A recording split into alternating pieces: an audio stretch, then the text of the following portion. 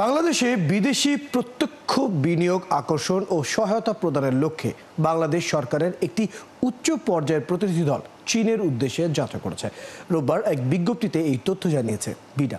এতে বলা হয়, 20 থেকে 26 জুলাই পর্যন্ত চলা এই সফরে দলটি সাংহাই ও গুয়াংজুতে একাধিক কর্মসূচিতে অংশ নিচ্ছে। 21 জুলাই সাংহাইয়ে বিডা ও বাংলাদেশ দূতাবাসের যৌথ আয়োজনে অনুষ্ঠিতব্য বিনিয়োগ সেমিনারে সফরের অন্যতম প্রধান আকর্ষণ। সেমিনারে ইলেকট্রনিক্স, টেক্সটাইল, কৃষি ব্যবসা, বায়োটেকনোলজি, ফার্মাসিউটিক্যালস ও মেডিকেল ডিভাইস খাতে 100টিরও বেশি চীনা কোম্পানি অংশ নেবে বলে আশা করা হচ্ছে। বাংলাদেশ বিনিয়োগ উন্নয়ন কর্তৃপক্ষ বিডা ও বাংলাদেশ অর্থনৈতিক অঞ্চল কর্তৃপক্ষ বেজার নির্বাহী চেয়ারম্যান আশিক চৌধুরীর নেতৃত্বে গঠিত এই দলে রয়েছেন বিডা, বেজার ঊর্ধ্বতন কর্মকর্তারা এবং এইচএসবিসি, স্ট্যান্ডার্ড চার্টার্ড বাংলাদেশ ও সিটি ব্যাংক এর প্রতিনিধিরা।